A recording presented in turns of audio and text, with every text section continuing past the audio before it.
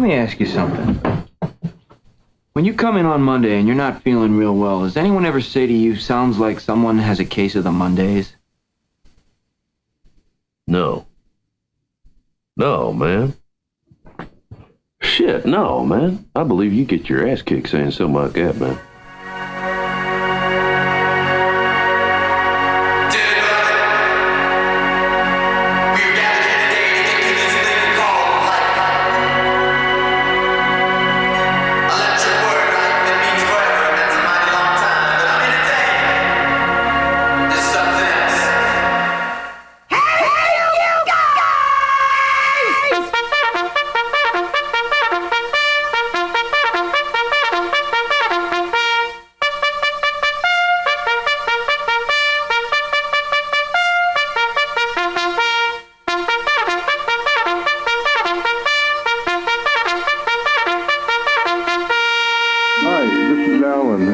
IRONWORX because it's where everybody knows your name, and they're always glad you came. I love IRONWORX with Josh, Walt and Zack. It's like sitting in your front room having a cosy chat with your best friends. Hi, it's Diva here, and I just want you to know that IRONWORX with Josh, Walt and Zack, it's definitely my favourite dose of reality. Come join the family and keep it flat. Why sleep in when you could get your dose of iron in the morning? Listen to the IRONWORX. This is Enlightened Dawn. Roses are red, violets are blue. ironrealmmedia is the best on the plane. To this show, I will forever be true. You guys are truly the best, and I love you guys. I'm so thankful to have you in my life. Do you like listening to space letters from Never a Straight Answer? Then tune in to the IRONWORX with Zack, Walter, and Josh. Break clear of the fear on the IRONWORX and become an Iron Scout.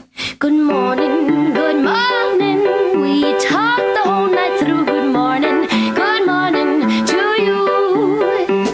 Good morning, it's great to stay up late. Good morning to you. Good morning. Here. Wake up! Wake up! Wake up! Wake up! Wake up! Wake up! Wake up! What is dark matter? Okay, we don't know. That's great. That's why it's called dark. It's exactly. Everyone knows all reputable information comes from random people on the internet. Tell me things, internet. The earth is flat. It's like school. You can dance. Okay, dark matter is something we do not know what it is. We believe that dark matter is there, but we have never detected it. Well, what I'm afraid of course, is that there is no dark matter out there. There was one? There is no dark matter out there. We need to think really hard, I can't do it. We'll do it live. Okay. We'll do it live. Fuck it. Do it live. I'll write it and we'll do it live. Fucking thing sucks. And a happy Monday to you all. Welcome back to the IRONWORX, where this fucking thing sucks. No, I'm just joking. It's Monday and I am just now caffeinating. Somehow I've managed to make it a full hour with no caffeine. So, congrats to me. Been a quiet weekend, not much going on around here. How about you, Zachary? What's going on with you?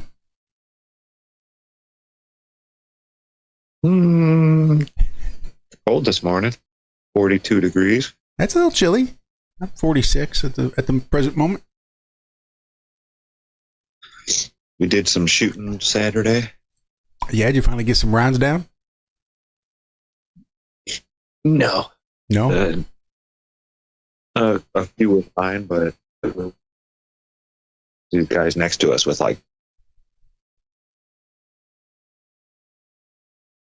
I think you're breaking up on us.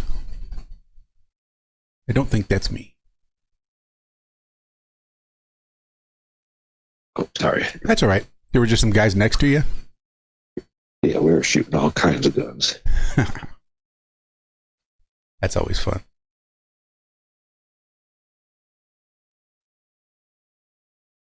Oh. Took a whole... Do what? I don't even know what it was. Pork leg, maybe? Oh. It was huge. We smoked it yesterday for like 8 hours. It was awesome. 8 was enough for it, huh? For a big old hog leg like that? We cooked it first in the oven and then smoked. Finished it, smoking it. That makes sense. So even on like a half a pork butt, I usually give it at least 10. Full pork butt goes at least 12. But that's going from raw into the smoker. Yeah, I think it was 12 hours altogether. Well, I have no idea where Walter is. I saw you send him a text. I really anticipated him being here, but just because I've not heard from him, I expected he'd be here. And he still may show up. You never know, Walter. Yeah, you never know. Oh, we also joined. We are also joined. I always butcher his name. I'll try it. You do it. Nkululelu. Nku. Is that it? Good morning, guys. I thought that sounded pretty decent. Nkululelu. You're forgetting the K at the end. Kululeko. Nkululeko. Okay. Yeah, there you go. That's awesome. How you doing over there, man? Real good in the hood. Everything's fine on my side. How are you guys? So do you guys have like a celebration day for any type of narcotic over there? No, we do not. Shows you how out of it I am. It took me a minute to figure out what the fuck Zack was even talking about. I even put the date on all the shows too. I know what the day is. It still just didn't register for me.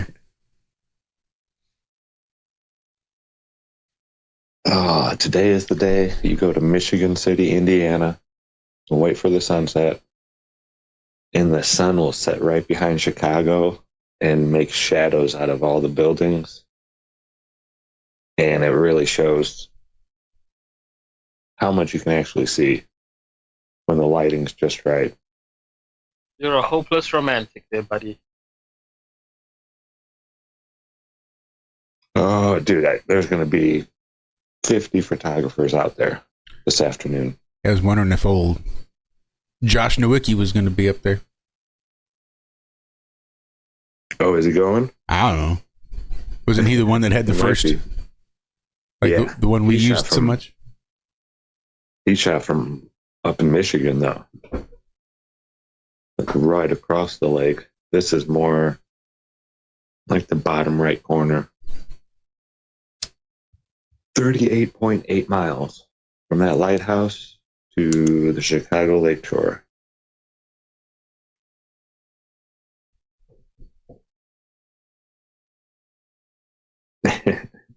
Big Pine wants So what's to new celebrate. in America? What's new in America? What are you guys blowing up lately? It's 420, man. We're blowing up everything. There's smoke everywhere.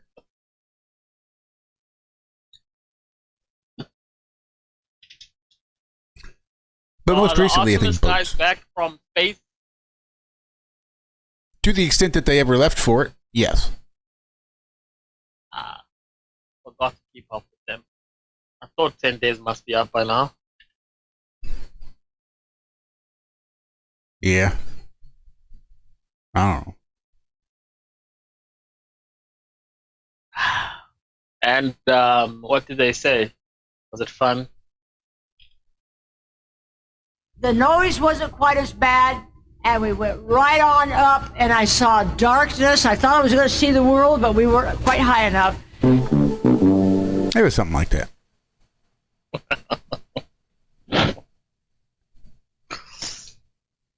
Any of the mainstream media asking why, with all the new technology we have, did we just go around the moon instead of landing this time? Well, I'm sure, but any answer that's given to them, they'll just smile and nod and accept wholeheartedly. Well, we just, it's hard to recreate that technology, don't you know, Duma?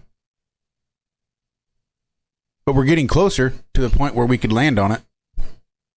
And this is just showing how close we are. Trip. Oh, Yeah, everything's it must have been an expensive. expensive trip with the price of fuel. Well, sure, everything's expensive these days. Cost of living increase and all that. It's going to be coming down around here. About 20 cents cheaper than it had been most of the week. Yeah, I heard that last week too, but that's when they thought that there was going to be some sort of advancement on the ceasefire. They're in the Strait of Hormuz. Apparently, Iran's closed the Strait of Hormuz again because that's what sort of complete and total domination we have. That they can still decide just to close it willy-nilly whenever the fuck they want. Well, this morning, the U.S. fired on an Iranian ship, and now they're promising to retaliate. Yeah. We'll push out a fucking old decommissioned fucking warship, push it out in the middle of the fucking ocean. So here, all right, you want to blow something up here, you can blow this up, call it a retaliation. And then they'll show the video all across Iran. Flag, and then they have boots on the ground. Isn't that how Pearl Harbor happened? Sort of. Yeah.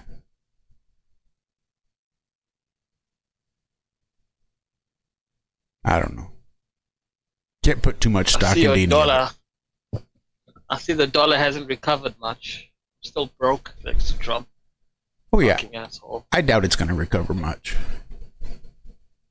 Recovered by 6 cents. Yeah.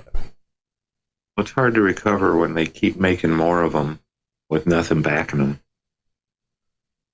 You know what we need is a $1.3 trillion defense budget. Thank you very much. We just need more money. I think the public should have less and the military should have more. Seems to be about the way that's been working.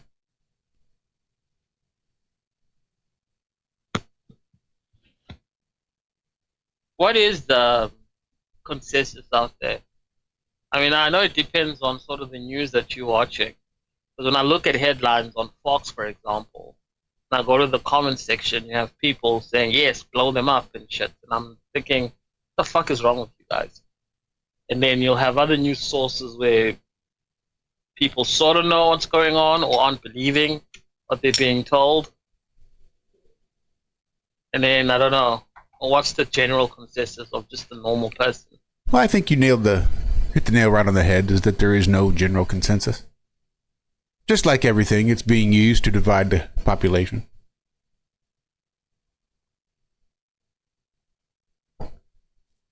To cleave into what little bit of unity we might have had. Aren't you guys going to have unity, though? No. Next election? Seems like most people are just going to vote Democratic now. No, I doubt it. Really? Yeah.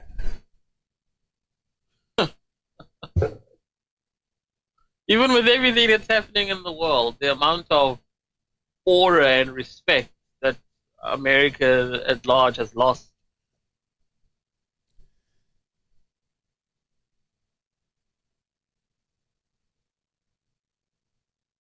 And you think a leftist Democrat is going to bring back a positive aura for the rest of the world? Maybe for the rest of the world leaders. I can see how they might be pretty anxious to have another leftist Democrat in the office. But I don't know that the people of America are going to think that that's a good idea given the way they fucked it up thus far. Yeah, I really don't know that they've got it in them. I think it's a dead party walking, and they just don't realize it yet. I mean, maybe not, but I'd be surprised. I need to figure out how to vote in your elections. I need a Just get here. Running. Just get here, or send your name. Find a nice leftist Democrat and tell them you want to vote in our election, and I'm sure they can make it happen. I hope They've got no issues about letting foreign populations vote in our election. Yeah, well, when you know what they say, when America sneezes, the world gets a cold, and we're definitely feeling it right now.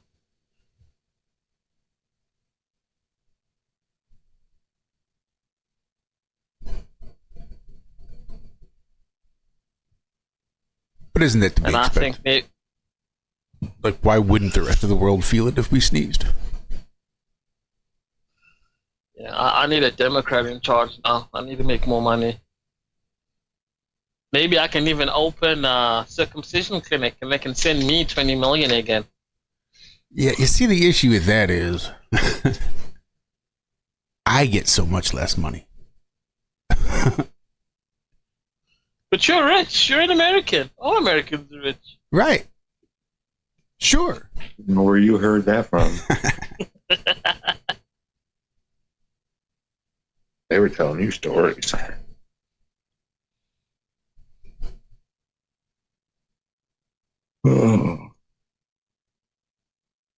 I was looking at your housing there because I'm friends with this girl from there, and we were talking about houses because I was looking for a new house this side, and she was telling me the prices. Jesus Christ! That's insane. I'd say absolute, and these are crappy houses that you guys are selling for 200, 300K. And I'm thinking you could get a mansion. You take that money, you bring it here, you'll get a mansion with a pool and acres of land, everything. And you guys are selling a shitty little house for 300K. That's absolutely insane. You know what happened to the housing market? It went retarded.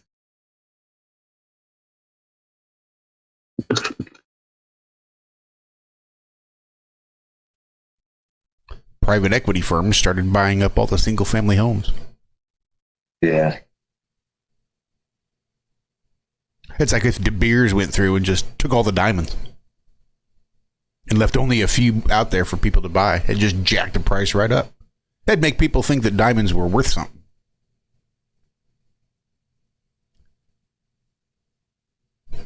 Although I think they're taking inroads here in Missouri to at least minimize that sort of thing.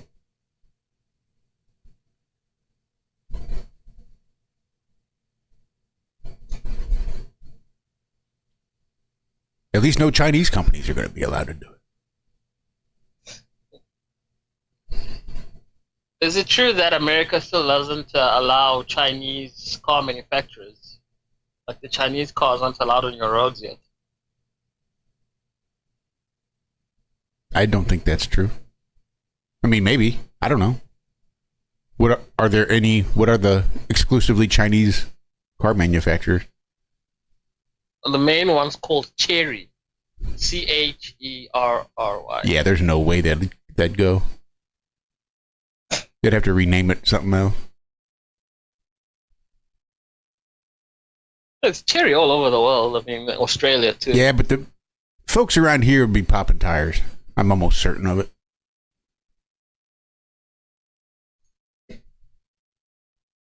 Everybody wants a chance to pop a cherry.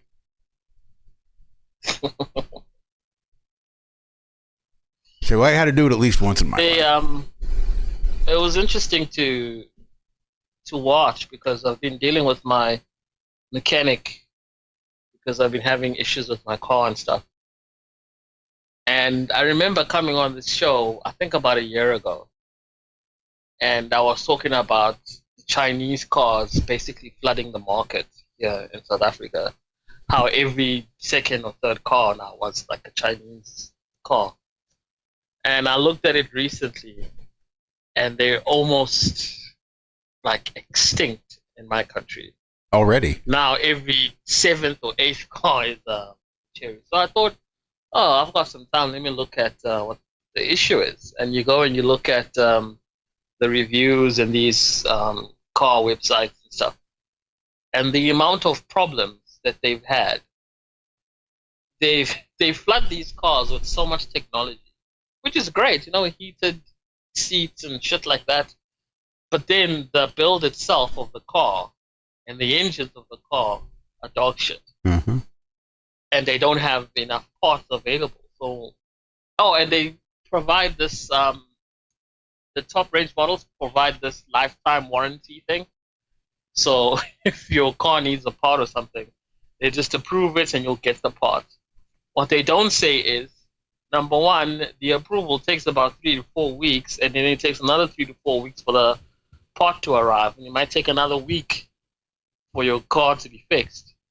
So you could have 9 weeks of not being able to use your car, and they don't give you a replacement car. So what's the fucking point?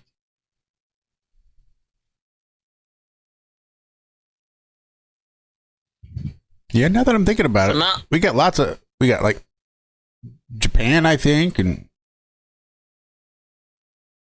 South Korea. I think we get all kinds of other different. And all these cars are very, very bad at fuel consumption. The amounts that you save in buying a Chinese car instead of buying like a well-established model like a Toyota or something, the amount you save on buying the Chinese car, you're going to pay through gas. And see, I don't even think most Chinese cars could drive on the roads over here. See, you're saying it now, and it probably makes a lot of sense, especially with the tariffs that are imposed. Who in the fuck is going to want to try to get a car from China shipped here, let alone an entire car lot full of them? I think the import fees and tariff fees would just be astronomical. But I also think that they don't have near the restrictions on exhaust that we do and pollution and the sort of things that need to be done to take care of that. So that little section of pipe between the motor and the tailpipe. The catalytic converter is located. I just hollowed out mine because it was causing my car to go to limp mode because it was malfunctioning. So my mechanic just hollowed it out. And we had to look at the laws regarding that, and it's not really enforced in my country, so we were able to do it. But I saw in Europe and in America it is enforced. Yes. You get courts like doing that. Yes. Depends where you live and the population around you. Like there are places you don't need to get your emissions checked at all. Like I live here in South Carolina, we don't do emissions checks. I would check on that too, because I'm still not entirely sure you can drill out that catalytic converter legally. Like the emission, it would definitely fail the emissions, but I think there might be even a legal thing about drilling out that catalytic converter.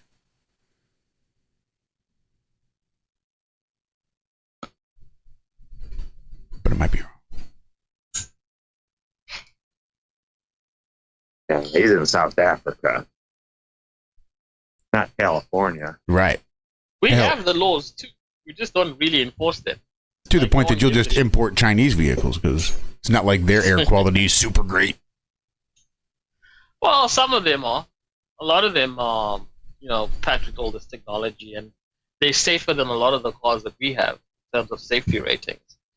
The problem is, again, the after-service of these cars is really bad, and the lack of parts is really bad. So the second-hand market, you look at these cars, and they dirt cheap because they come with so many problems. If you buy it, you're buying a problem.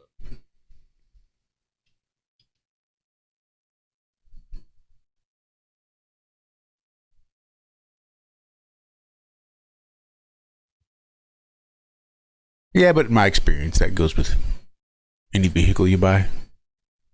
It's just a matter of inevitability.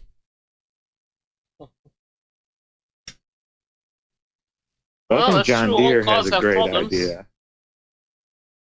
Isn't it John Deere? I think they're going to be making a pickup truck, supposedly. Selling it for $15,000. To start, at least. I mean, the base model on these, pick one. Dodge, Ford, Chevy. Doesn't matter. You're starting around $40,000 for a pickup truck that you have to roll the windows up and down. You don't get power. That's no radio. Like the base model is like right around $40,000. That is insane. It's not just the housing market that went ridiculous. Like everything has gone ridiculous. And then if you do want some of the bells and whistles, you're looking at like 80 grand for a truck. And then you want the big truck with the big engine and all that, 120, 130, 150 grand for a pickup truck. Get out of here, dude. That's a house. Yeah, my boss just bought one for at least 100K. Had to have been the GMC. Like the high-end trim package on the 2500. So you know it was at least like $90,000 to $100,000 minimum. Yeah. Minimum. You guys call them trucks, right? We call them SUVs here. And unfortunately, it's always the fucking housewives that get to buy these big-ass trucks. And they don't know how to fucking park. So when you go to the mall or the grocery store, they're always there and they fucking up the parking. It's always the housewives. Always. That's how it is here, too.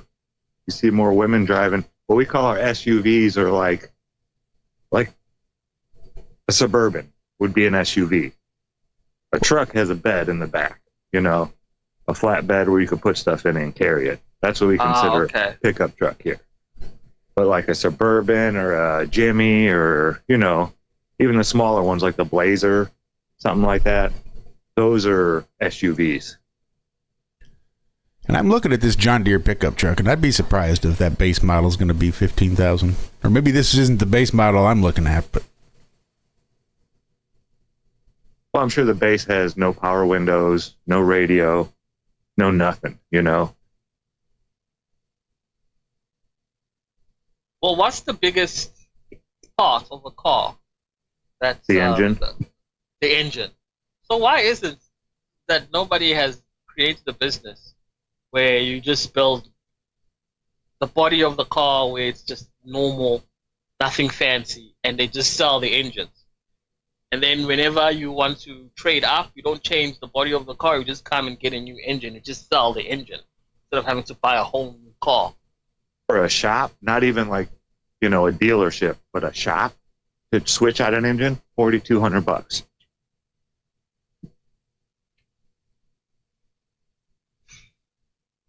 Yeah, I don't believe this. This looks like AI. The John Deere truck? This one I'm looking at. I'm playing one on the stream, and I just don't know that it's real. There's been too many things that didn't look right.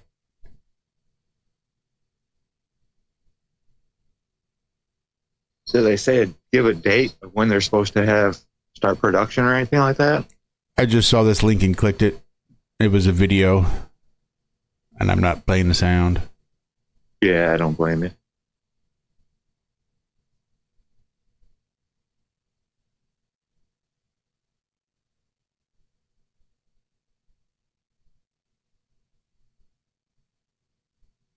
I like the color. All you really need to do is make a truck that doesn't have all these bells and whistles on it.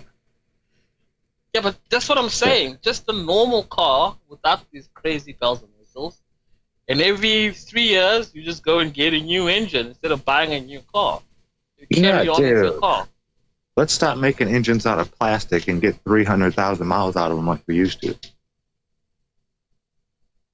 I was looking at because my head covers are plastic. I don't like that. I was looking, it's going to be about $300 to get some new aluminum manifold covers or head covers. And then I want a new manifold cover too. That fucker's plastic as well. And this is your engine.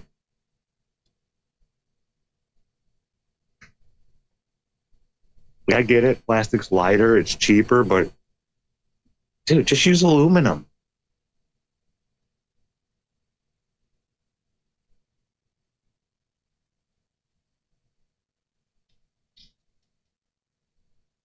Oh. So yeah, they said they were supposed to start off at 15 grand. I don't. We'll see. Yeah, I'm pretty confident. Sell a shitload of them. That was fake. I'm looking at this one where it's admitted that this is an AI generated John Deere pickup truck. So I'm I'm reasonably certain that last one was too.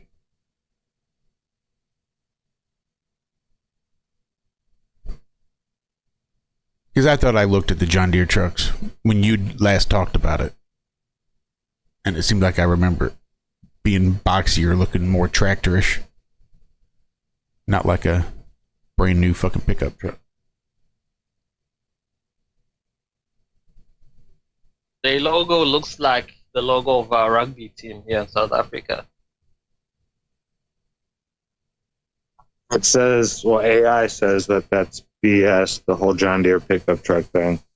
Oh, really? All of it? The story and everything, huh? Yeah. Well, now I want to know if that story about the international pickup truck.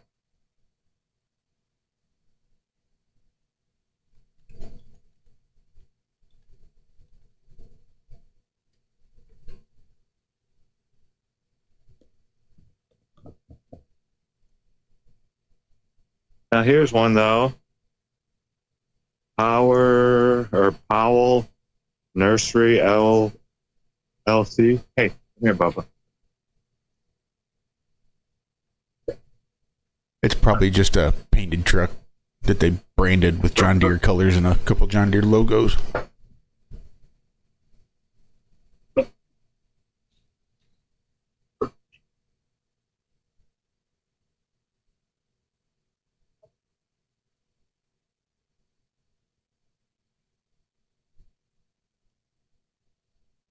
You know, Kevin, maybe it was Caterpillar. I don't remember the story exactly, but I know we talked about that too. It was one of the big diesel manufacturers creating a pickup truck, because I looked at it and it was crazy cheap. They make dump trucks as well? Yeah. John Deere makes all kinds of farm type equipment and stuff. Big machines. Yeah, because they don't sell out the trucks in my country, but they sell the dump trucks here.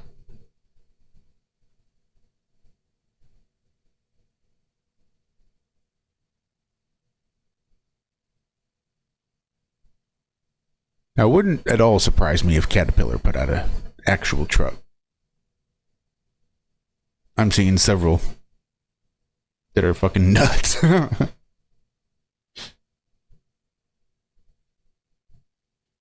6.2-liter twin turbocharger hybrid V8. The 2026 John Deere pickup. That sounds like it's a fuel guzzler.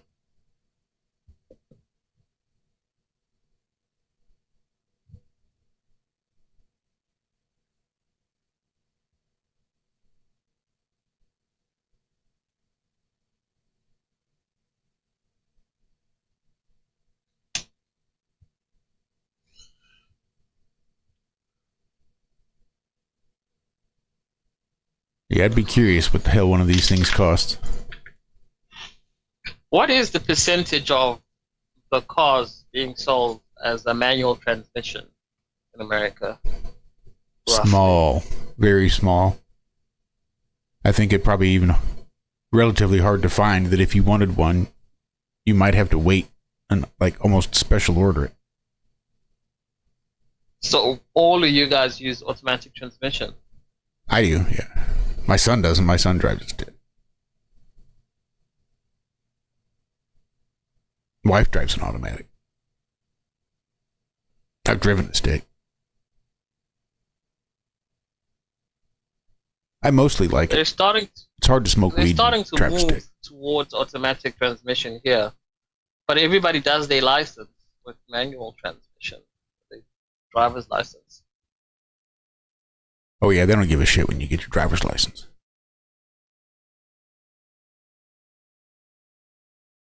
Really? So you can have your normal driver's license and you'd still be allowed to drive stick? Oh yeah. Even if you didn't know how to? Oh yeah. Okay. I mean, if you don't know how, you're not going far. You need a special license is a real big vehicle once they get over a certain size, and then like a motorcycle. You'll need a special license for that. Well, passengers too, you know. If you want to drive a limousine or like a party bus or something. Yeah. That requires a if you're going to special be license. carrying passengers. Well, yeah, as I said, most people do manual transmission for their license. And if you have that license, you can drive automatic. They're not going to say anything.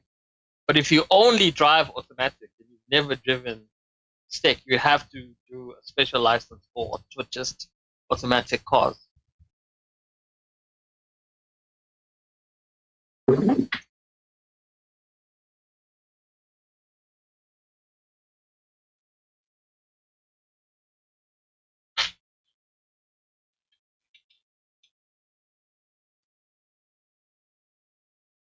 I wonder if Walter will get here, because I have some news, and I want everybody to be here.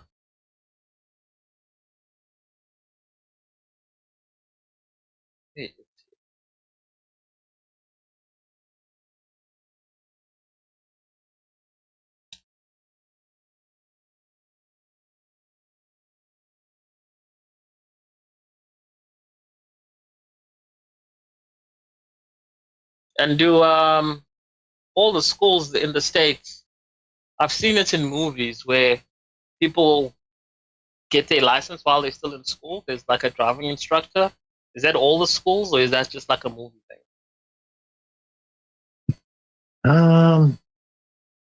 I don't think we had any type of, I don't know. I ain't been in school in a long time, but we didn't have any type of driving instruction in our school. You could go to the DMV and take a class or whatever. But I think there was like a business that was like a driver education thing. But no, not in our school. We didn't.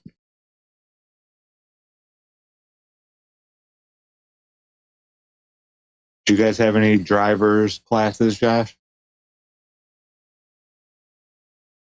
We did. Oh, Josh may have stepped away. Oh, no, I'm here. Yeah, back in my day, driver's education was a thing. Not so much anymore the way I in school, understand it. though? Yeah. Like, it was offered in school? Yeah. Oh, wow. Sure was. They'd take you out driving. Remember, I lived out in the country. We went. It was me, the driver's ed, was actually my biology teacher. And I think he went on to marry one of his students, as a matter of fact. History teacher that did that. World history. Just add that in there, little tidbit. Extra. Well, I was getting ready to say what his name was, and then I thought about that and thought, well, you know, maybe I ought not say anything. Yeah, so was I, too. I was like, no, I'm not going to say that. No, he went to my house. Like, in the middle of the day of school, just doing a driver's ed, you'd go out and, you know, practice driving. He's like, why don't you drive home? Let me go see where you live. So we left school and I went home. Drove the car full of folks out to my house. You should have drove to, like, a dumpster behind the Arby's.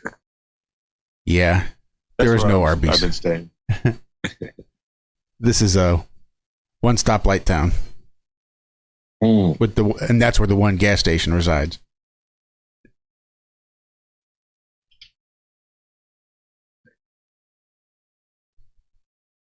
But I could have just driven him down any goddamn dirt road and stopped and said, all right, here we are. I got a tent back there in the woods.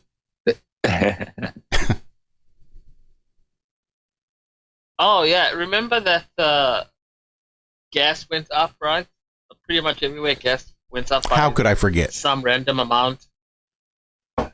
So there are some gas stations in my city that refuse to raise the gas price, even though the government says you have to raise the gas price. And their reasoning was, well, the gas that we still have remaining, we bought at normal price. So until that runs out, we are not raising the price until it finishes. And then when we buy the new gas at the new prices, then we'll change it. Seems uncharacteristically reasonable. Yeah, and that has netted them so many customers. I bet. Literally lines, just at their gas stations, people wanting to fill up there, just because they used some common sense and they weren't greedy assholes.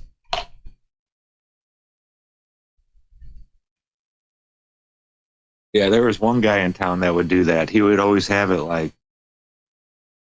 20, 30 cents cheaper than everybody else. But he always, he was like, I don't really make that much money on the gas anyway. I make money on selling the snacks and stuff and candy. Like a lot of that money goes to a state gas tax, a federal gas tax. And do they even have a local county gas tax? I mean, it wouldn't surprise me. But I don't think so. I think it's just at the state level, I think.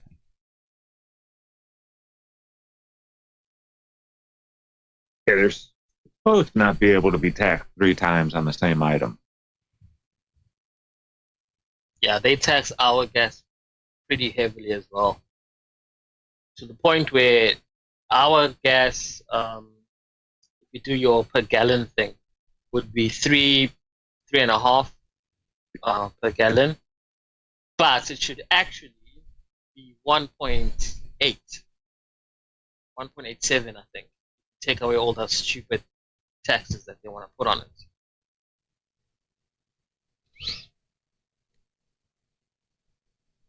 So yeah.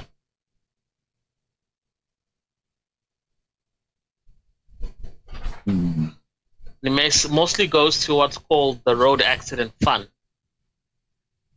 Where if you get in an accident and you get like disabled or something and you lose your job, you can go claim from the fund and they'll pay you out.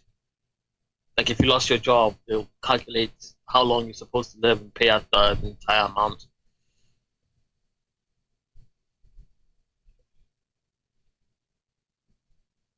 Or if you now have a disability or something, they'll pay you out for pain and whatever, and then pay you out for living expenses.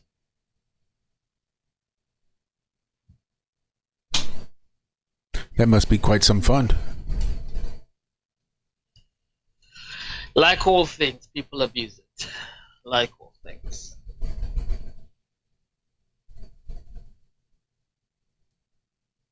I will say that part of what you pay for in the housing market in America is not having to pay for other people's pain and suffering if there's a car accident.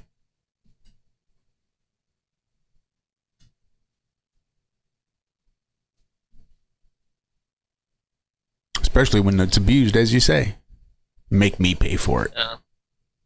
The idea is good, but the execution and the amount of corrupt people, it's... Well, shouldn't the person, the other party in the accident, shouldn't they be the ones held responsible for paying your lost wages and your pain and suffering? Why does it fall to the rest of the people of the country to pay for it instead of that one individual person? What about that makes it a good way to go? I don't know. You could technically still sue the other person if you get paid twice. It's not like you can't sue them if you really wanted to. But the thing is, most of the time you get that payout from the road accident fund. You're guaranteed a millionaire, and you're not going to give a shit now about what happened. There's literally a show that's on local TV that's called I Blew It. And it's filled with these people that have been to the road accident fund, they got millions in payouts, and how they spent the money and how they've got fuck all left now. How they're back to being poor and shit. And some of them were seriously injured. This was money that was supposed to look after them for the rest of their lives because, they needed to see specialists and things like that. And they blew it. They partied, girls, hookers. So they give it to them in one lump sum? See, there's 2 ways. You can get the lump sum if you want, or it can be paid out through like a monthly thing or every 3 months or every 6 months. But the problem is it's up to you. So if you've never had anything in your life and all of a sudden you've got fucking 5 million as a payout, you're gonna go, hey, I want my money. Give me all of my money now. And they'll just pay it out. I don't know. Like, I've never had that kind of money, but I at least have enough common sense to know that I'm not responsible enough to have that kind of money. Yeah, but you're talking about people who, a majority of them are poor, and a majority Same. of them don't have education, especially financial education. Same. So they just see the big number and go, man, if I have all this money now, I can buy a house, I can fix my mama's house, I can buy a car. But if I just get it monthly, it's enough to live on. Yeah, I'm going to live well, but, I don't have actual income, so I can't really afford getting a mortgage for a house. And, that they think that way. I can understand that if you're 20. Sure, most 20-year-olds don't think that far. A lot into of the them are young. A lot of them are young. A lot of them are in the 20s, early 20s or late 20s, because they're the ones driving recklessly and getting into car accidents. When you're a little bit older, you're a little bit more responsible. Well, it sounds like that's financial responsibility. Sounds to me like the most financially responsible thing a person can do is get into an accident and get paid out. And hope you don't die. That's the key thing. That's the key thing. You need to be alive to collect your payout. Well, sure. But there's a lot of jobs that are like that you got to deal with that every time you wake up in the morning.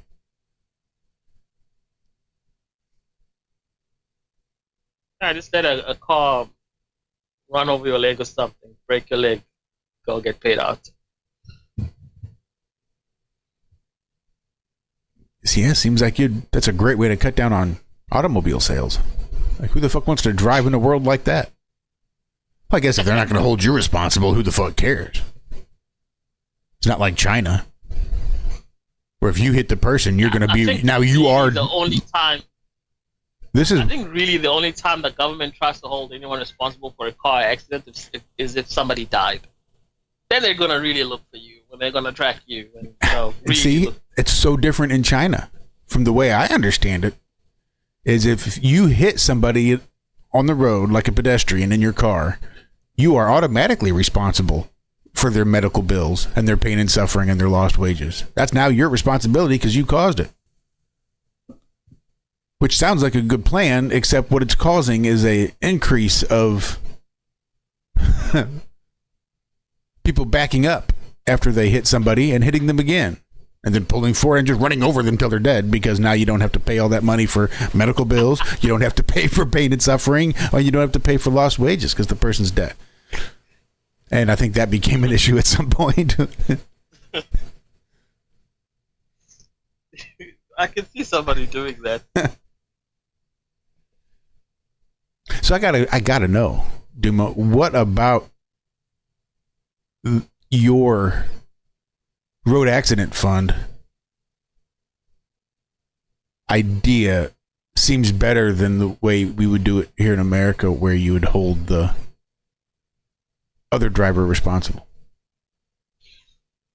So, if you do it your way, like the way Americans do it, what happens if both parties are people that are generally poor? So you're trying to hold the other person responsible, but they don't have anything. See, what we have here is what's called insurance. And while you don't have to state for your own car. Well, no. You can absolutely get insurance for your own car, but it costs a lot more. Like, I've got to have insurance for my own car because I financed it through a bank, and because they hold the note, they want to make sure that if anything happens to their car, it'll get repaired. But the minimum across all 50 states is that you have insurance for other people's cars. If you cause an accident, you're required to cover insurance for the accident that you caused. Yeah, our insurance does that too. It is for your car, but if you cause the problem with somebody else, they'll pay for the car. But what happens if somebody now is, they got brain damage, they get headaches or whatever, they can't go to work anymore? How are you going to get that money? Because now you require, Well, we have and this is why the interesting thing about our insurance is that they break it down into medical bills versus vehicle bills in their coverage of insurance. So you can increase the amount of medical coverage, or you can increase the amount of automobile coverage for other people's vehicles and accidents you may cause. So you can adjust the coverage accordingly. And there's a bare minimum that you have to have. I don't know what it is, like $150,000, I think, is a bare minimum amount of insurance coverage. Well, that makes sense. Yeah. Then if you cause an accident and you need to pay and the person sues you, you've got insurance, and the insurance pays them out directly. And that's why you pay the insurance every month, so that they can cover that lump sum payment. I will take that model and getting the cheaper fuel instead of paying the road accident fund. Yeah, well, here's the rub, is that if you pay insurance every single month for 10 years, then you get into an accident and they have to pay somebody, they're going to be like, oh my God, we don't want to do business with you anymore. You used our product. You had to use the insurance. Now we're going to drop you. And then we're going to tell all the other insurance companies that if you because you have to have insurance, that when you get it, they should make you pay more because you actually use the insurance that you pay for. They punish you if you use their product, is how it works. They just want to be able to collect money, and you shut the fuck up and just keep paying. They shouldn't have to do anything.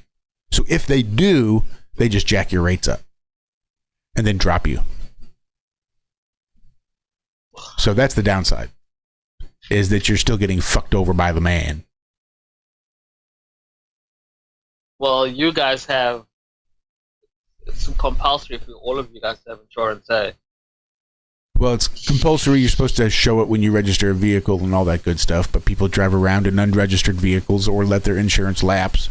So then you also do run the risk of being hit by someone who would not have a state minimum required coverage for your stuff.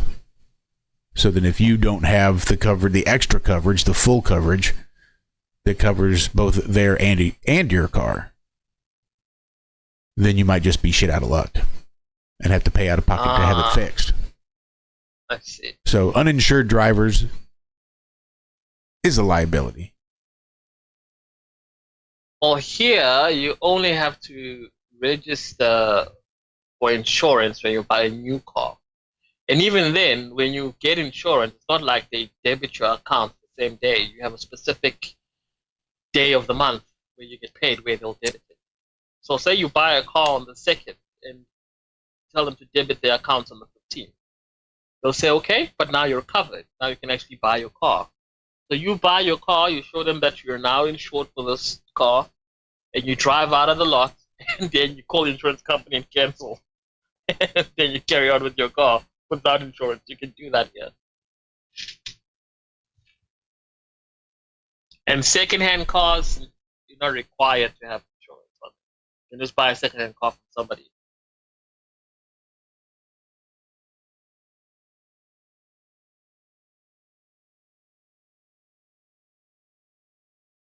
Yeah, it used to be much easier to do that sort of thing. Now everything's becoming interconnected. So you go to register your vehicle, I think they can look up there whether or not it's insured.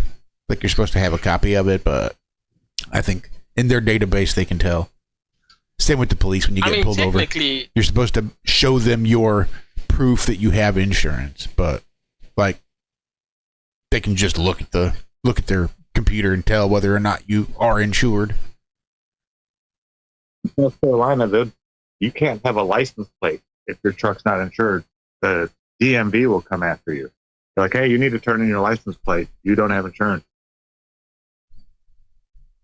Well, technically for even the car license thing, you're not really going to get arrested if they catch you without a license. Just get like a small fine. Again, it's not a small fine anymore. They actually made it big. You just get a fine, and they'll let you go. So they've stopped you, and they find out you don't have a license. They'll just give you a fine and let you drive without a license. It's almost that way here, too. We have demerits, though. And if you earn too many, well, they call them points. It's a point system. If you get too many points, because you can, depending on the severity of the driving infraction, will depend on the amount of points that go against your license. And if you get too many points against your license in too short of amount of time, you will lose your license. So that's the And then art. what happens when you drive and they catch you again and your license has been revoked? Then they will probably tow your car. I think a lot of jurisdictions reserve the right to arrest you. I mean, they can arrest you for anything, really. It's officer's discretion. Arrest you for what? Driving without a license. But what else are they going to do with you? You didn't get in an accident. Right. They're not charging you with for causing an accident, though. They're not saying you caused an accident. They're saying you were driving without a license. I have yet to hear of somebody being arrested for driving without a license here. You just collect your fine and you leave. What would be the point of anyone ever having a license then? I don't know. Because you technically don't actually need one. You just, and this is the thing. We don't have a sophisticated system where they can follow up on you, on, you know, all your tickets and fines that you've received, really. Because all they do is, okay, you don't have a license. They might ask for your ID, so your ID documents, which will have your name and surname and your ID number or whatever, but they don't follow up. You can receive a ticket and you never pay it. And see, there's a court system. There's a whole judicial system that is working behind the scenes. Maybe they don't arrest you. And they say, all right, well, we're going to tow your car because obviously you can't drive it and we can't just let it sit here. So we're going to have to tow it. Now you've got to go to impound, and it's probably like $125 storage fees every day you leave it in the impound lot. In hopes that maybe it's going to rack up so fast that you won't be able to make that big lump sum payment, and you'll just have to forfeit your vehicle to the impound lot, and they'll be able to sell it for cheap. Somebody somewhere. At an auction, probably. But the charges will still go. And they'll be like, all right, you got a ticket. And they send you on your way and you walk 40 miles home or whatever it is. Okay. Well, the rules here Well, and then impounding a car. if you don't pay that fine, the judge will find out. And the judge will say, all right, well, you didn't pay the fine. You didn't show up to court like you were supposed to. You just ignored it. So now we're going to issue a bench warrant. So the next time a cop knows that you are who you are, he's going to know exactly what to do with you, and he's going to have a warrant for your arrest. Because you failed to appear in court to settle your debt on the fine or plead not guilty at your arraignment and at least get it set for trial. Or plead guilty and pay the fine or whatever it is you're going to do. But because you just ignored it, now there's going to be a bench warrant to make goddamn sure that you don't ignore it this time. That you will settle this account. Then you get arrested, no matter what you did, and they hold you until you can see a judge. Yeah. Well, you guys live in a first world country, hey. In so many ways. I mean, yeah, we're lucky enough to be the fattest, most overweight country, so it's not like we necessarily deal with starvation in our country. So we got that going for us.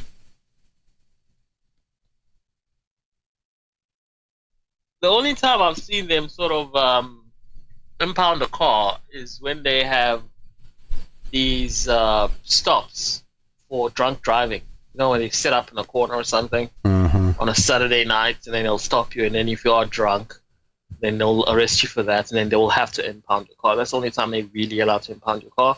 Because even if you have expired licenses and stuff like that, they give you a fine and tell you to sort it out. And they can't impound your car, especially if it's not your car. So if you're driving your mom's car, and you know they wanna impound your car or something, and you say, but it's not my car.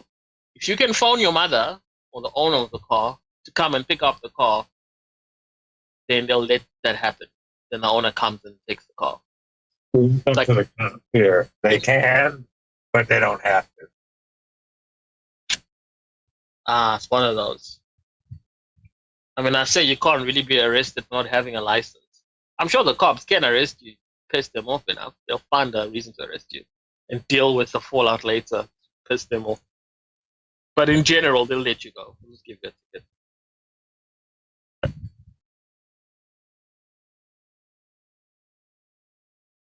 Sorry, I desperately needed some coffee. And the dog busted through the door, which wouldn't bother me except the lights on and Dixie's still asleep. So I'm back. So everything there is just interconnected. Much more than it used to be. It used to be relatively easy to scam the system. Now it's much, much harder. When it comes to money, yeah. Well, even like skirting laws and things like that.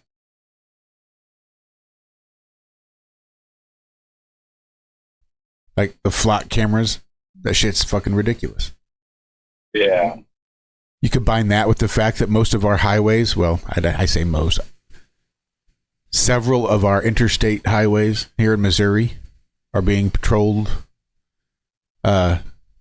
speed controlled by drones. So the drones are in the air and they'll just clock in, let the cop up ahead, let them know how fast you were going. So the cop that pulls you over will have no idea. They will not even really record how fast they think you were going. It doesn't matter how fast you were going when you see them, when you pass them, none of that. You see them, you slow down, they're going to pull you over because the damn drone has already clocked your speed. Now, I'm not sure how the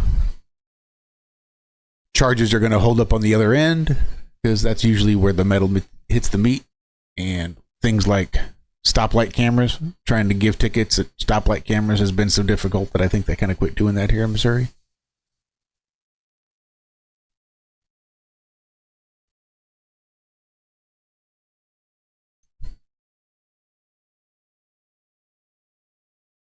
But yeah, a lot of things are interconnected.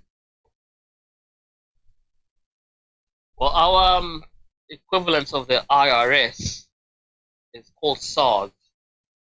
And they took me to court, I think it must have been 4 years ago, because I get my money from overseas, as you guys know. So I get paid through a third party, which is Wise, and then they send the money to my South African account, which is technically a salary. But I put it as the classification there, I've put it as a gift. Eventually, somebody at SARS picked up my account, said, this person is getting paid bi-weekly, so this looks like a salary, but it's not registered as a salary. So they sent me a summons, and I had to go to court and speak to the magistrate, and they sent a lawyer representing SARS. But you're not drawing a salary from the person on the other end of that check, so I can see why it'd be considered a gift. So the question is, how did they rule? They have to tax all salaries.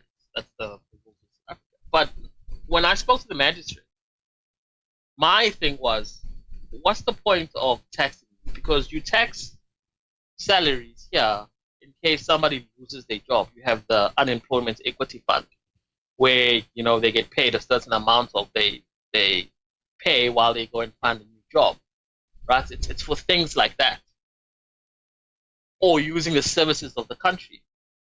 I said, this country does nothing for me. I pay for my internet myself, which is taxed, and I pay that tax.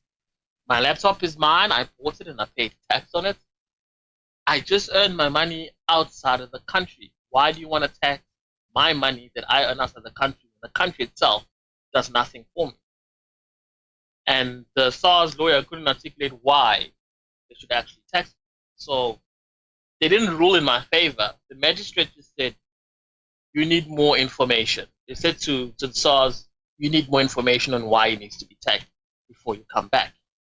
And they never followed it up. They just sort of gave up and said, it's not worth the time. And they left it. And I know a lot of people that earn their money overseas, unless you reach a certain amount, like a super big amount, they're going to leave it alone because it's not worth it for them to hire the lawyer to send you to court and do all this other shit just to tax you. When if they tax you, you can just the very next day say you've quit your job, you're not earning money from there anymore, and you go do something else, then what was it all for? So they tend to just leave it alone. And I hope they carry on. I need the money.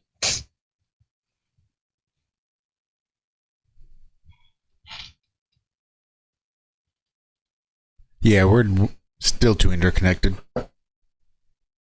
Like the judge and the prosecutor and the government that would be receiving those tax dollars, they're all in bed together.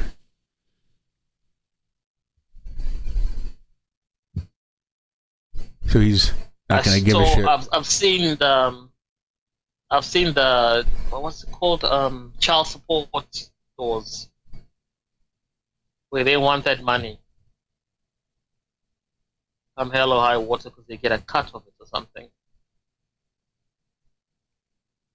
So even if it's not in the best interest of the person paying, like they're not the father or something, they still make him pay. Or somebody has to pay for that child. I never heard no shit like that. I mean, that's a simple DNA test. I can't imagine how you make that stick. Yeah, but see, the thing is, if you've signed the birth certificate already and you've been paying, and because now you're separated and your ex decides to say, well, fuck you, you're not even the father, and you go, what?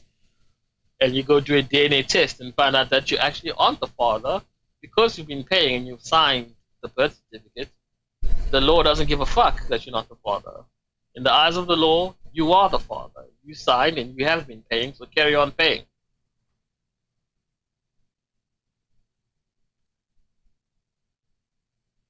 That must be a state-to-state issue. Yeah. I think in more cases than not, what could happen is he could go back after her for all the money that he was defrauded out of.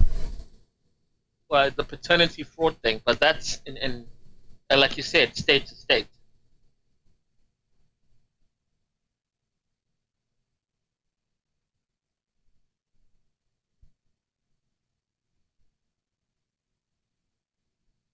And here in Missouri, if there's even a question of paternity, the state themselves can demand a paternity test. Why aren't they mandatory from birth? Just test everyone. Get it over with. Agreed. Then a couple doesn't have to have some awkward conversation. Just test everyone. It's part of the thing. Makes sense to me.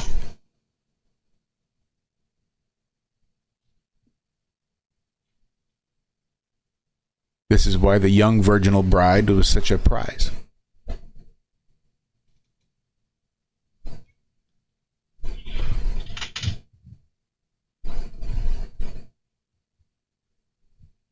Because they couldn't prove paternity. You guys.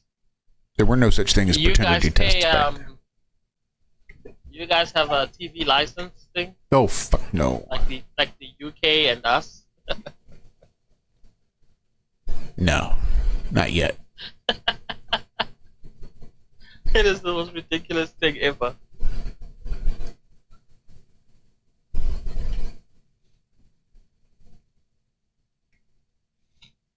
And most people don't even pay that TV license.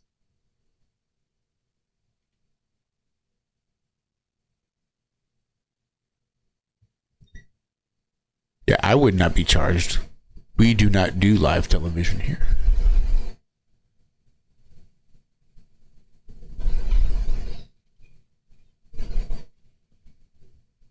That is one of the good things about the way they've broken up the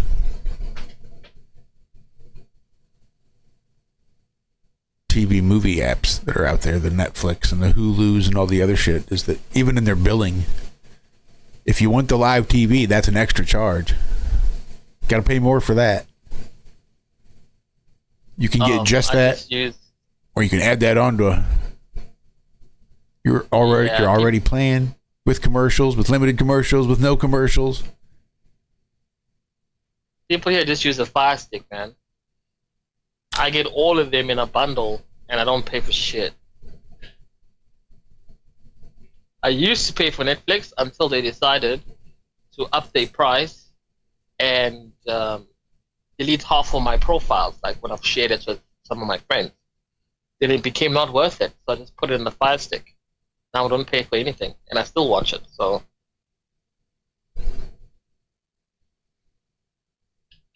Yeah, we used to have a Fire Stick. It just became too much of a pain in the ass. Like the one thing I do pay for is YouTube Premium, because it comes with YouTube Music as well. So I stopped paying for Spotify too. I had YouTube Music.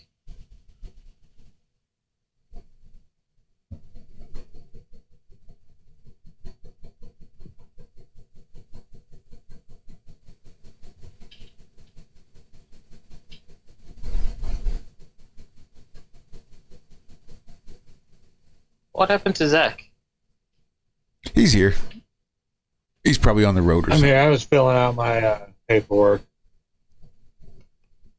I got to fill out a bunch of crap every morning for the truck. What do you pay for, Zack? Pay for Netflix? Disney Plus? Hell no. Nope. I mean, you can keep guessing, but yeah, no. I don't pay for... I think most like people that. pay for their internet, though. Everyone pays for internet. You can't live without it now. Yeah, $25 a month. That's pretty reasonable. What's the speed? I don't know. It shows my movies that I watch and lets me play my games. You don't even know.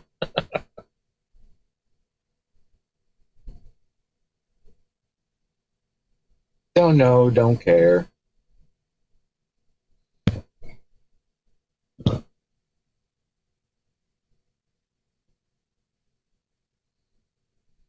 I'm getting to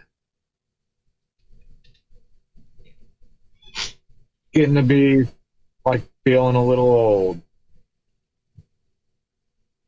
Like, yeah, don't care. How you doing this morning going back in?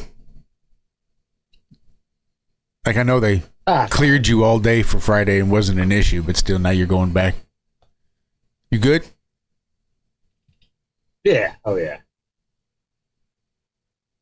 Yeah, fuck 'em. Dude, They should have listened. Oh, they should have.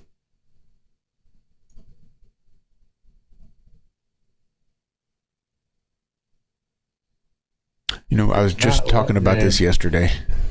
Well, not about you specifically, but one of Dixie's friends was going through some stuff, and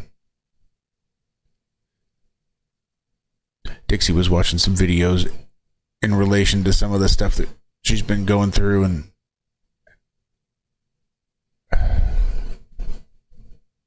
it was a conversation about setting boundaries and the importance of boundaries. It got me thinking.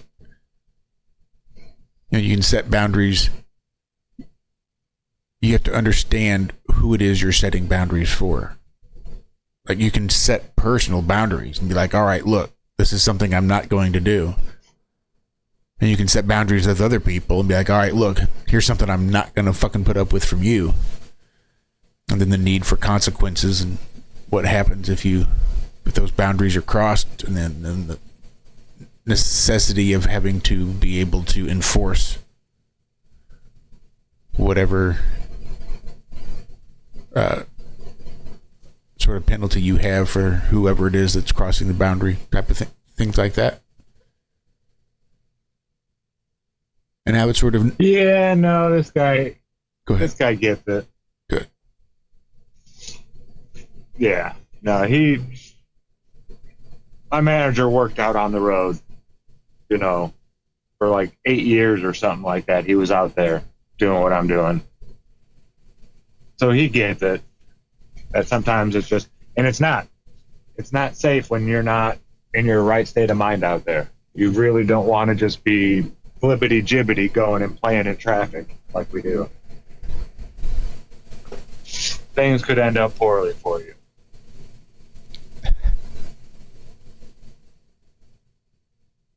The old playing flibbity jibbity right there in traffic. Yeah.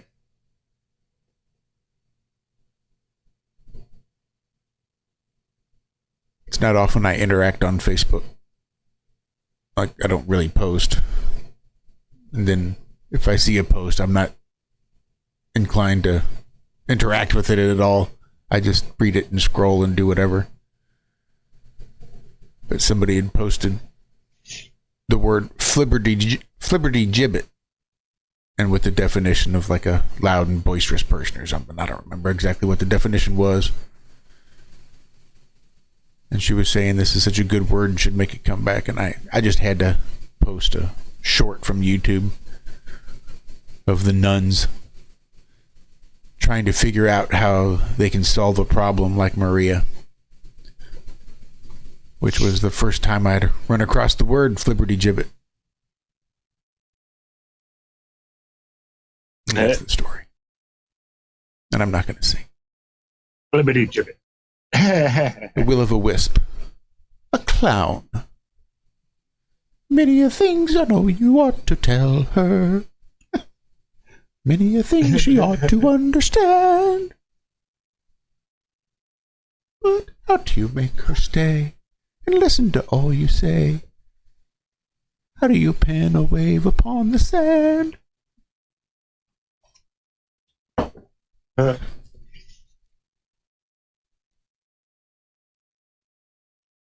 swear to God, it's a wonder I came out straight. 49. How much? 349.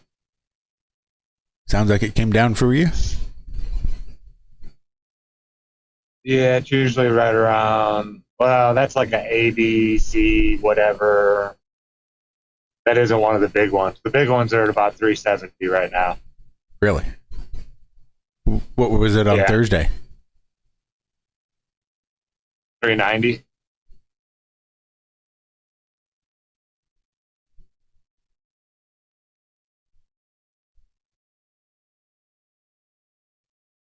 Coming down a little bit.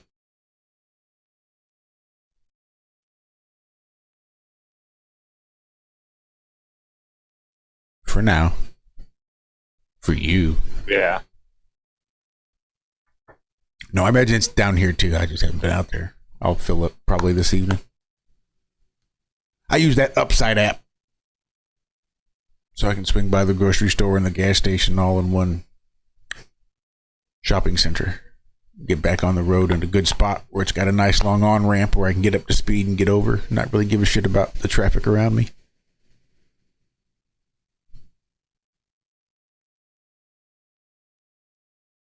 Yeah, it's always nice.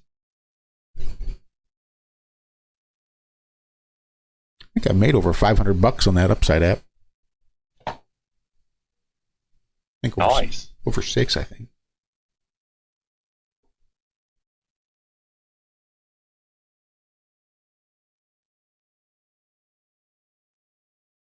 Yeah, the other ones are like 369. Yeah, it's about the. Oh, I just watched it go up to 379. Someone just jumped the price. Oh, nope. Now they moved it back down. They need to make up there. Oh, no. It's like if you're a rewards holder, it's this much. Or maybe cash. Cash only, probably. Yeah.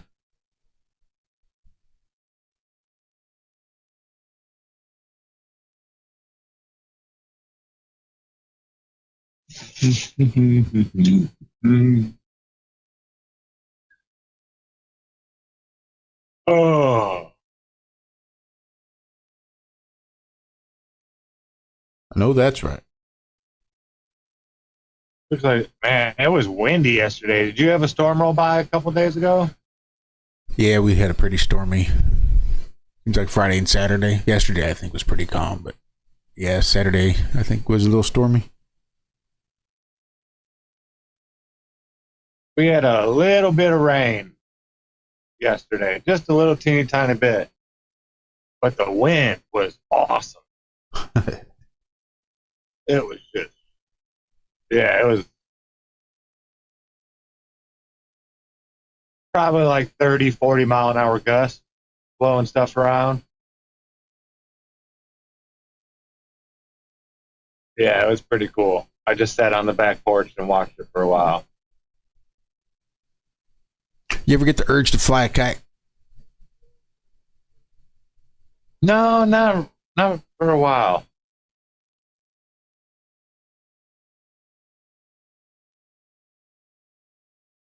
Me either. I was just asking. I always liked the concept. But then when I realize how much work is involved getting it from where it is to where it needs to be, I'm like, maybe this isn't just... maybe I don't care that much about flying kites.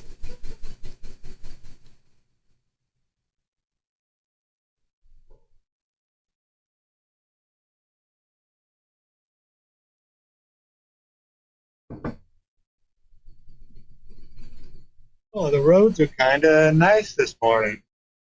Oh, I'm going north. That's why, not south.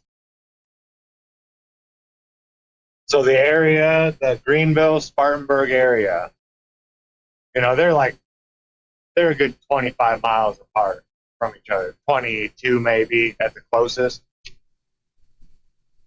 Has now hit 1 million people.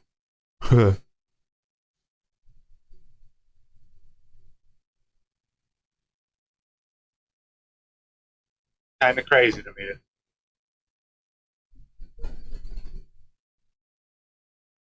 That's how many people have moved to this area since 2020. They say it's one of the, not the state with the most people moving to it, but we're the region with the most people moving to it. Like, most people are moving to Texas, Florida, places like that. But they're not all moving to like Orlando or Austin, or they're not all going to that one place. It seems like everybody in South Carolina that's moving to South Carolina is coming to the upstate area here. We don't have swamps. We don't have alligators. It cools off a little bit, but we still don't get snow. Not very often, at least.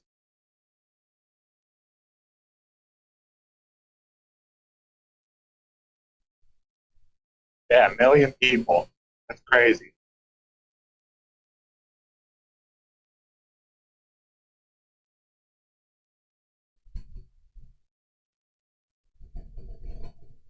You see, New York is going to start city-run grocery stores.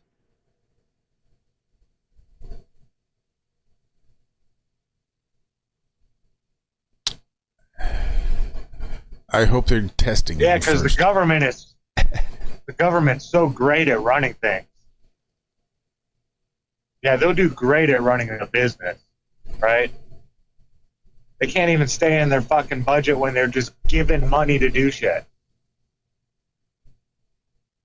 Now you have to actually, I feel like this has been tried. Profit, but yeah, oh yeah, it has.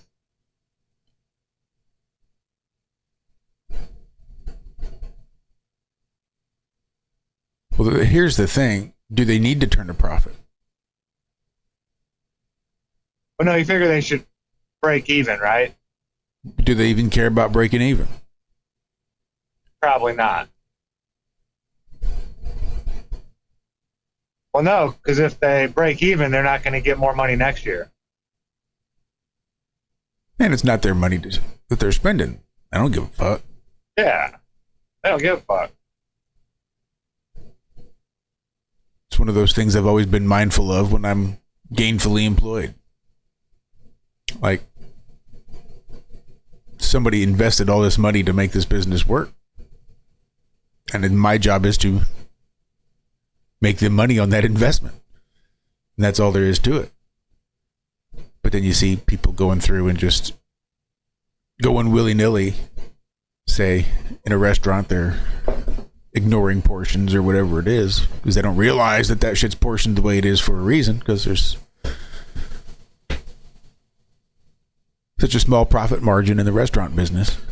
But you're trying to make whatever profit you can on the food that you sell, and hopefully you can make it up in drinks, but not always if you're not a bar, so you're really trying to watch your portion control, and kids come in here and just don't give a shit, because it's not their fucking money. They don't realize what it goes in to get that shit into the prep cart so that they can fucking go do whatever they need to do. They don't really understand what it means to understand the value of a dollar. I think is the problem. 4 fucking quarters, 100 pennies, 10 dimes, 20 nickels. I can do this all fucking day long. I understand the value of a dollar. It's not quite what that means. And as a result, you come up with dumbasses that say like phrases, free healthcare. They should just provide us free healthcare. Yeah, I don't think I want free healthcare. I don't think I want the doctor that's willing to do the job for free. Yeah, you're probably not going to get the best quality. Can't imagine. But did you see, like, the waiting lines in some of these places? England, Canada. Oh, yeah. Where it's free. And then their premiums and shit are insane. And their deductibles and all this shit. You might as well just, it's not free. It's not. No, because no doctor is going to work just for free. Just because you go in and you're not, having to pay the giant lump sum right then or there, doesn't mean it's free. You're still paying for it. No electric company is going to ignore the amount of electricity that the hospital is going to use. But yeah, you know what? You don't have to pay that. You know, all this x-ray machines and MRI machines and trauma equipment. Take it. It's yours. No charge.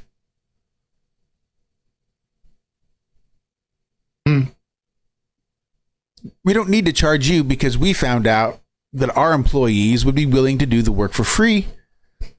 And all the material suppliers that are giving us the materials are willing to go out there and harvest and mine and manufacture the base materials that we need for free.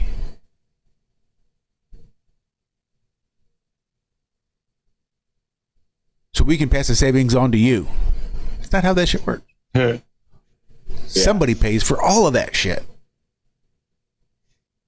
And it's a lot of effort, a lot of energy spent going from the ground to something usable. And they don't do that shit for free. Good God, it's already 5:30.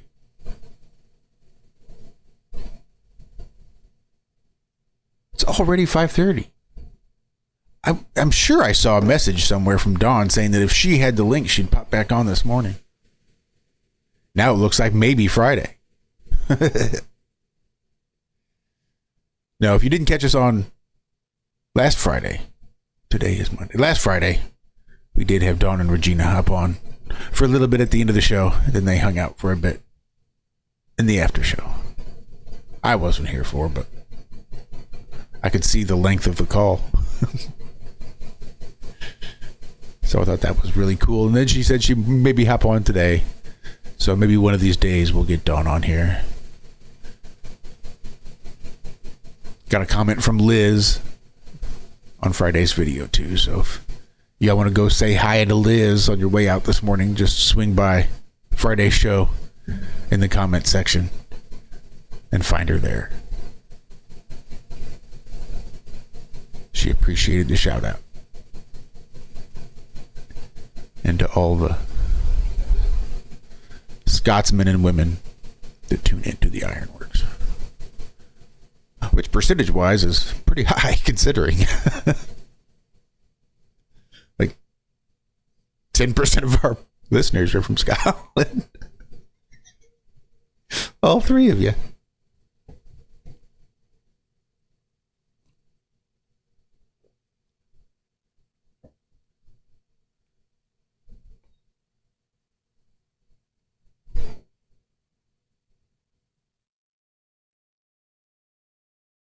That could have been my microphone, Ian. It did look up like it was up a little bit high.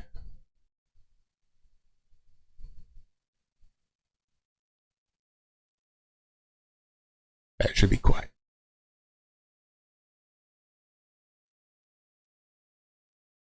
I saw something bouncing. I didn't know if it was me or just my chair. The heater. I didn't know.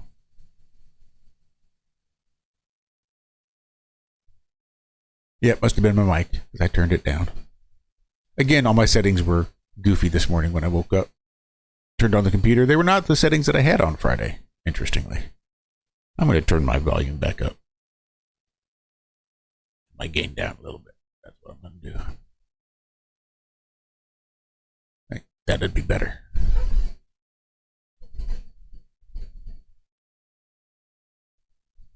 Maybe not.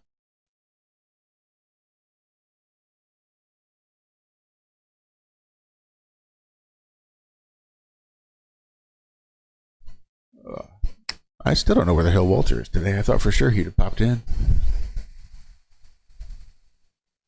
Look at the lake who's dropped out. Walter has not dropped in.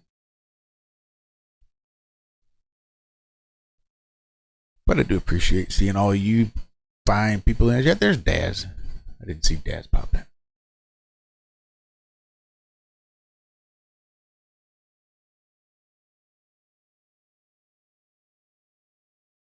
Yeah, I'm going to start my Solomon Seal regimen on my finger today.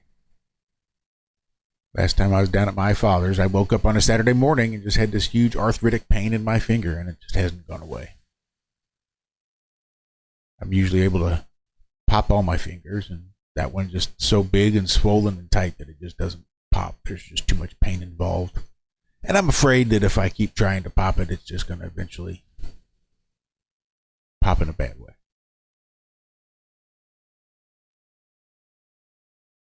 And Des says hi to Liz for future Liz, who will hopefully be listening in the future. Will hopefully listen to this far into the show. Because I really don't think all the people that listen back to the show listen to the whole show. Not according to the stats that YouTube gives me.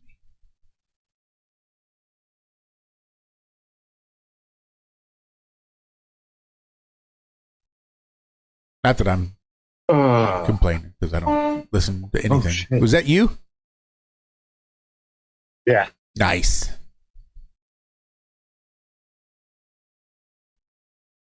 I did that getting out of the car the other day. Bracing off the steering wheel and my elbow on the horn.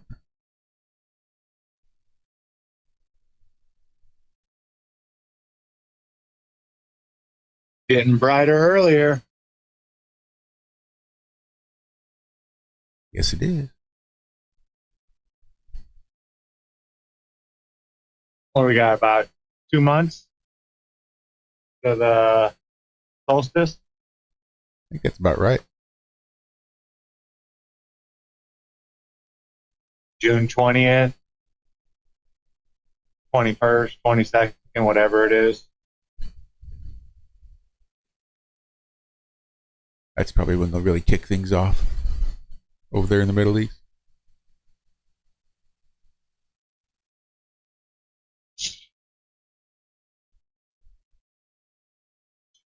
There's celebrations.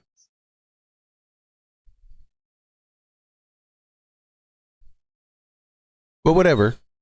They spend the first 3 months preparing their sacrifices for their celebrations, and then they celebrate.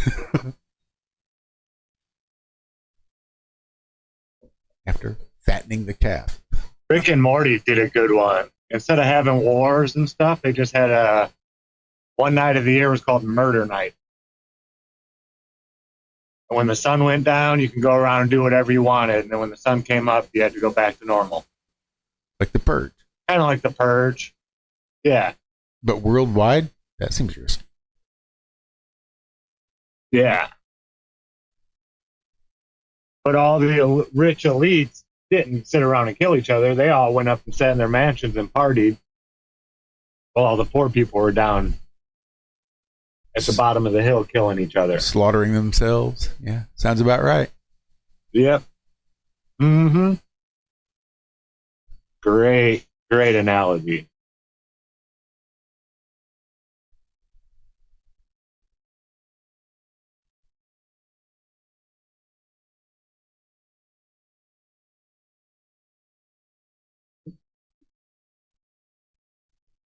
Oh, man.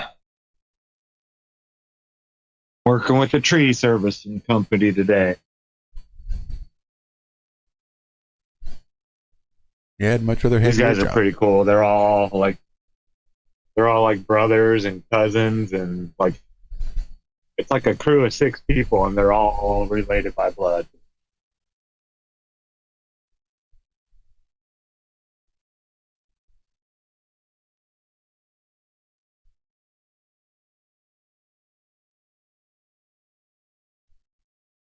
Got to make for some hellacious fights when they have them out here. No kidding. Yeah, that seems like it could be a bit of a wild pal situation. Yeah. Yeah.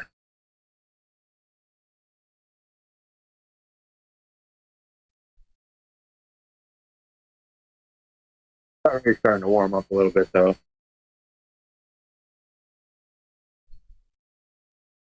Nice, we're down to 44.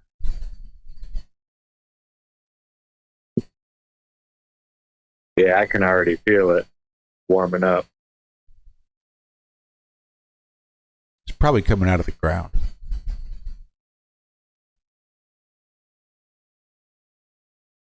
Got nothing to do with it getting brighter outside. Yeah, it says it's 40 right now, but I'm calling both BS. It was maybe 40 when I got up and was walking Hank this morning. Then it might have been 40. That felt chilly, but now it feels probably like 45.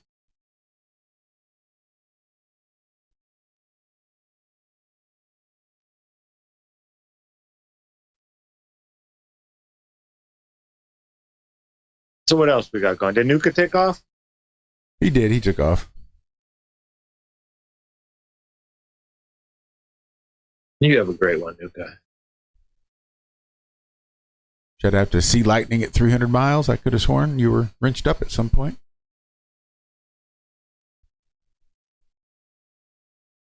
So we got 3 aircraft carriers on their way to the Middle East.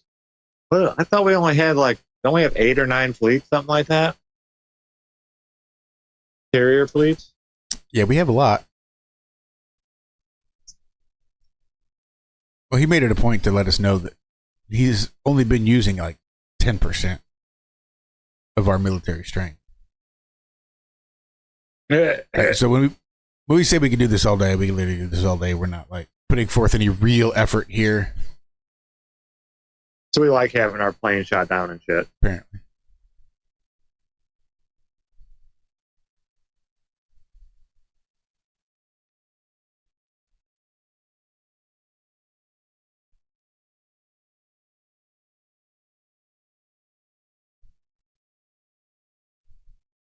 Oh, Let's see, how many?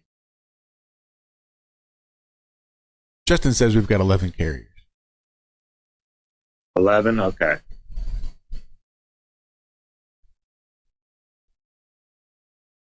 But like Zack says, crazy, dude. That's a carrier group. It's not like we have 11 aircraft carriers and that's what we use. No, each carrier is... They each have like a shitload. I think it's 72 altogether or something like that. Maybe 65. Something ridiculous. In a carrier fleet. Yeah, something ridiculous. Yeah, they got battleships and cruisers and destroyers and submarines and 150 some odd planes. Yeah, it's like a floating city. It really is.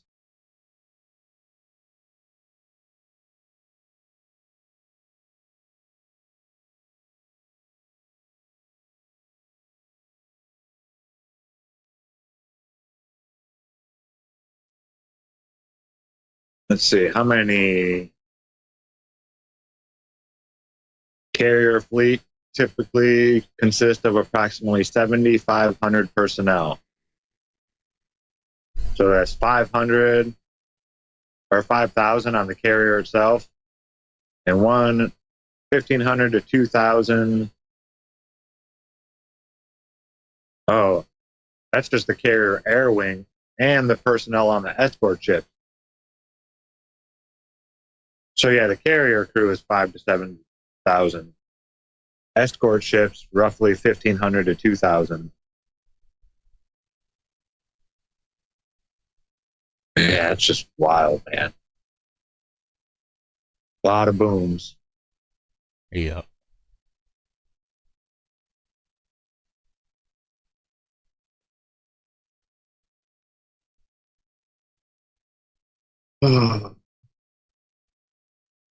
Morning.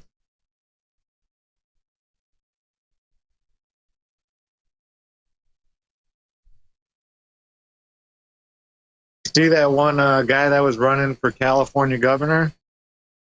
Swalwell? I've heard he's been accused of some pretty horrific shit. Yeah. Like and horrible, he dropped horrible out of the stuff. governor race and has been removed from Congress, I believe. Probably. Or whatever. I don't. Now, did this come about because of the Epstein stuff, or was this... I heard this was pretty well known. Like in their circles and whatnot. Yeah. I mean, there are also people say they had no idea, but... Yeah. Well, I've heard people trying to... Well, see, look at... They're doing Epstein stuff now. See? Look at Swalwell. And I was like, yeah, I don't know if that came from the Epstein files. No, I don't think it did.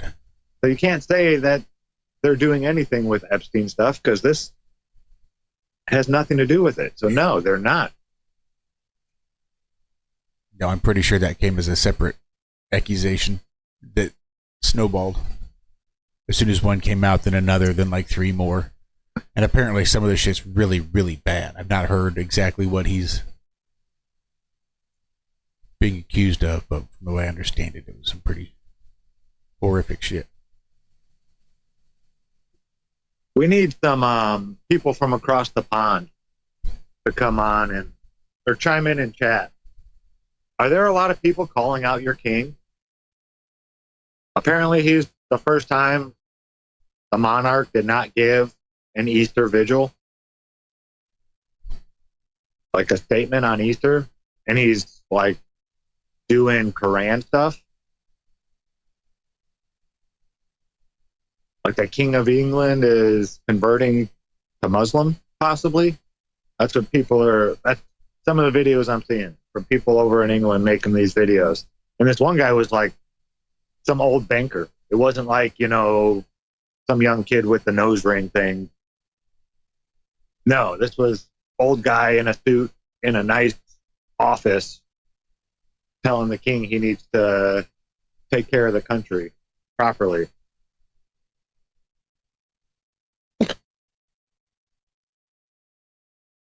Yeah, I'd be real curious.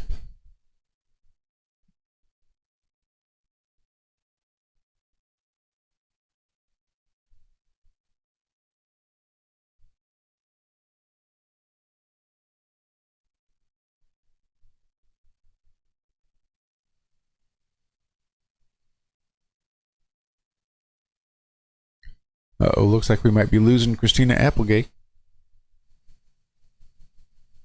Here she's in the hospital. I think she's got MS. Don't tell Ma the babysitter's dead, right? Yep. Kelly Bundy? Uh-huh.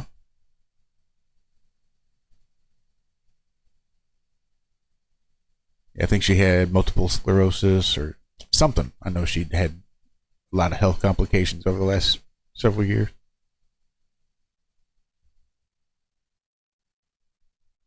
She wasn't a bad actress.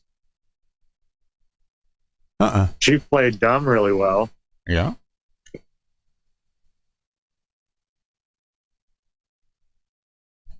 Like real well.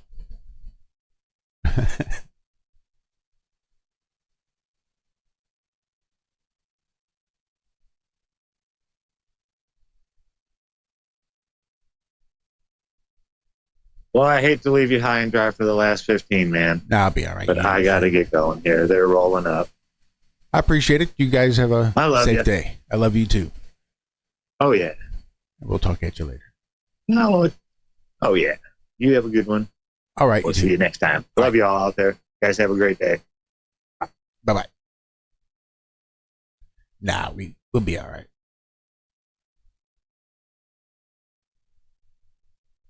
I did see a screenshot from like a Law and Order SVU that had a big old notebook on one of the detective investigators, special victims unit, and the big binder said Epstein on the spine. Thought that was pretty interesting.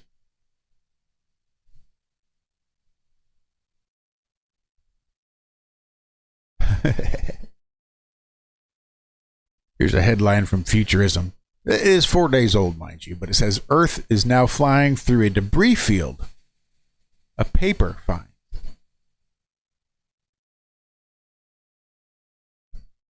The paper finds it.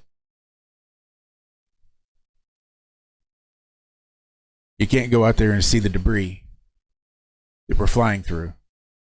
Nothing in the night sky will have changed. But the paper finds we are actually flying through a debris field. Interesting.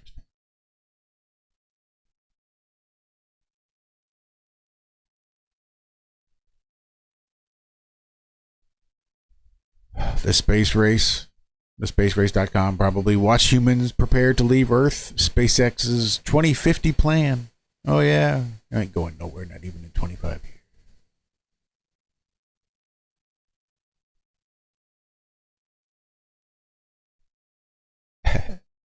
More fucking stories from Simon Dan. Like, ooh, that's an interesting headline. That should, oh, no. I know exactly what that's going to be. Simon Dan bullshit.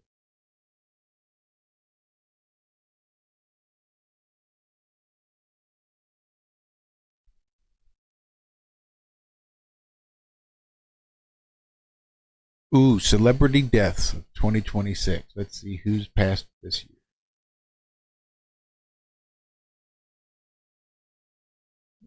Yeah, Robin Michelle Reiner, Diane Keaton, Ozzy Osbourne.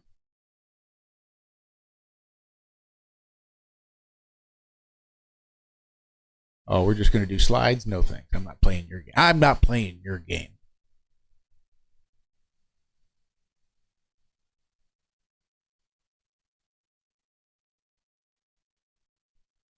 Oh, humanoid robots race past humans in Beijing's half marathon, showing rapid advancements.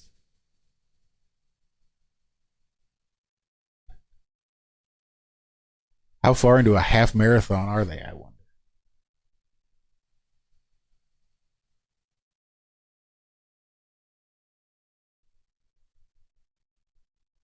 What did I watch yesterday? I watched a video of some kids breaking in to the temple on Little St. James Island.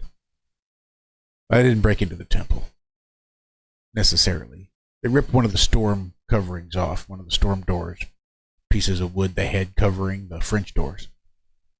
Ripped one of those off and could look inside of the temple.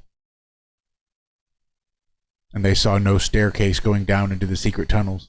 So they just assumed, I guess, that there were no secret staircases that went down into the secret tunnels. Just nothing but a great big old weird out of place bookcase right there across the way. I don't know what. No secret tunnels here. But that was kind of fun.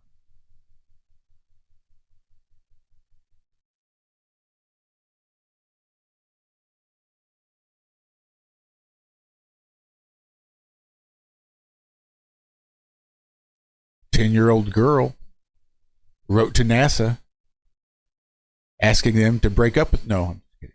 Asking them to restore Pluto as a planet. And apparently the NASA chief replied with 4 words that no one would expect. It's very small and it's so cute, Kayla said. It's like a little baby. It's like a little baby. That moment on a school field trip prompted the 10-year-old to take action. She gathered classmates, including friend Zoe Mead, and wrote a direct appeal to the space agency, asking for Pluto to regain its planetary status. Her mother, Brandy Polkinghorn, found the handwritten note and shared it with family friend Mike Boylan, a Tampa weather personality with a substantial online following. Boylan posted the letter on X.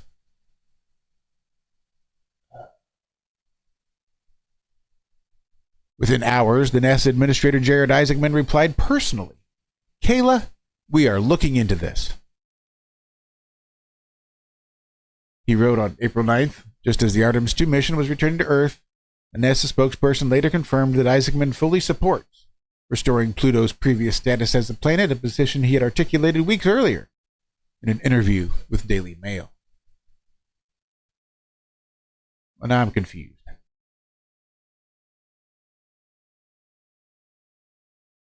Where is it? Didn't I just read it? Are you using the beginning? The headline. NASA's chief replied with 4 words no one expected. I was really curious to see what those 4 words were going to be.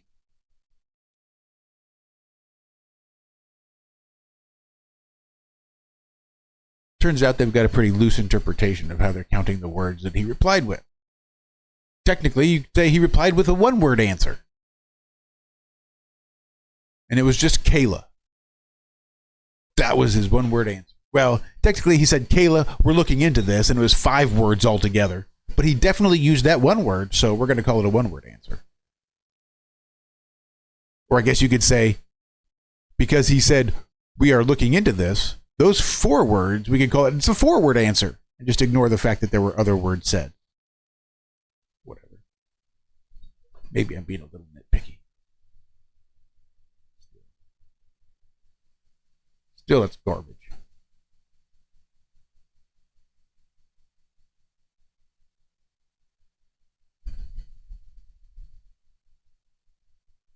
Yeah, it turns out I don't really care about the celebrity deaths this year. I don't bet on things like that. So if I did, maybe then I'd care. Maybe I ought to go put some money on the over and under of how long Christina Applegate will live. Because that doesn't seem like a completely inhumane thing to do.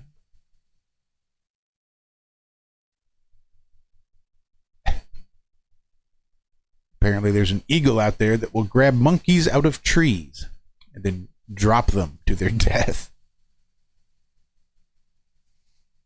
Yep. That's why I can always appreciate people that are scared of pterodactyls and dragons.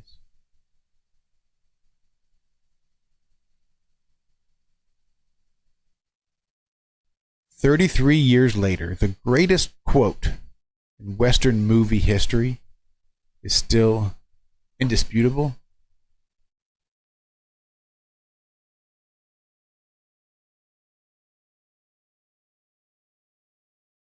I don't know that that's the best Western quote. And as far as unique Westerns go, I think Unforgiven is one of them.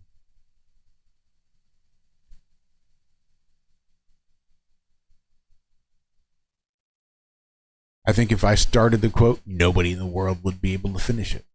And nobody in the world would know where it came from. And I think I can come up with about 45 better quotes just out of the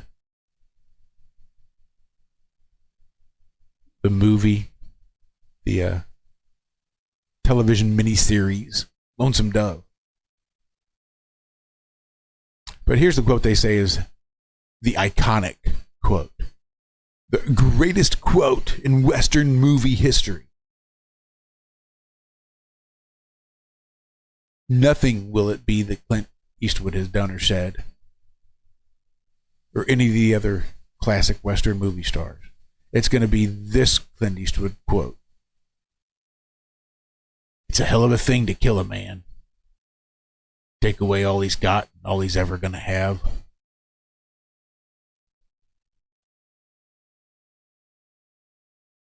Like, I'd give a $5 bill to a person who could identify where that quote was from.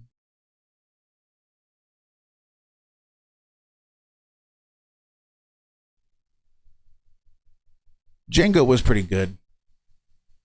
Django just was a little too Tarantino-ish for me.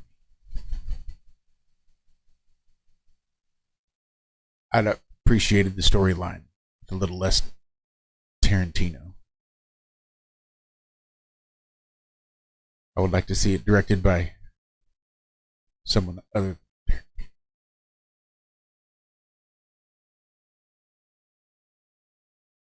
But as far as plots go, I would think Unforgiven is pretty unique plot for a Western.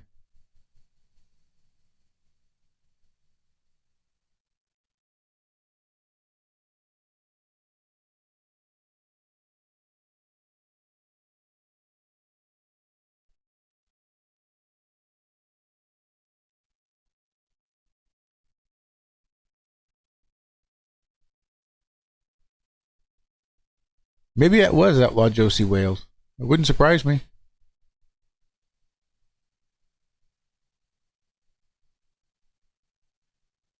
Maybe all this talk of Unforgiven around that quote, and Clint Eastwood that's around that quote. Maybe.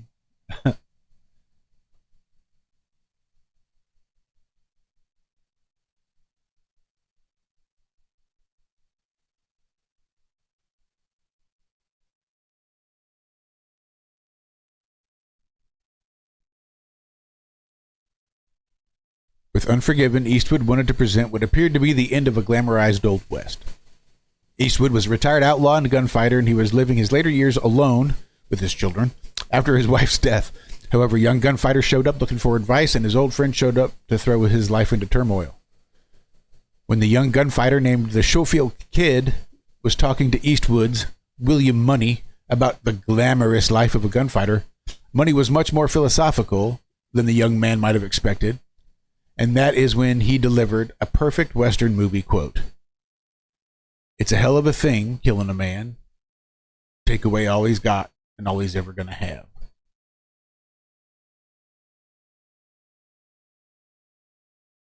I don't know. It does seem to say this is coming from Unforgiven, so I don't know. If anything, this Western quote signifies what Old West was all about in the movies.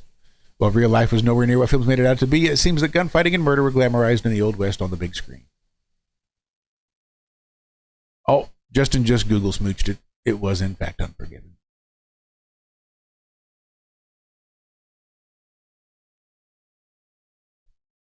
Gave it the old Google smooch.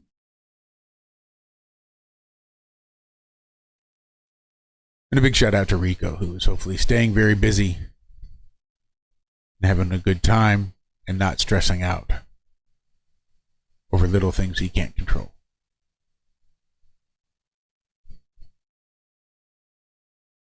Because sometimes it does take God to grant us the serenity to simply accept the things that we cannot change. Courage to change the things we can, and the wisdom to know the difference. Living one day at a time, enjoying one moment at a time, accepting patience as a pathway to peace, accepting hardship as a pathway to peace. Taking as God did, not the sinful world as I would have it. But now I forgot the rest of it. I think that says a lot. It's been so long since I've had to say a full serenity prayer. Right? Young Guns has so many more iconic, famous quotes. Like the point that we thought it might have been Outlaw Josie Wales proves the fact that it's not the greatest Western movie quote of all times and could hardly be considered iconic. And proves my point that most people wouldn't be able to finish the quote or recognize where it came from because we couldn't. Had to Google smooch it. Right, we're in the spirit world, asshole. They can't see us.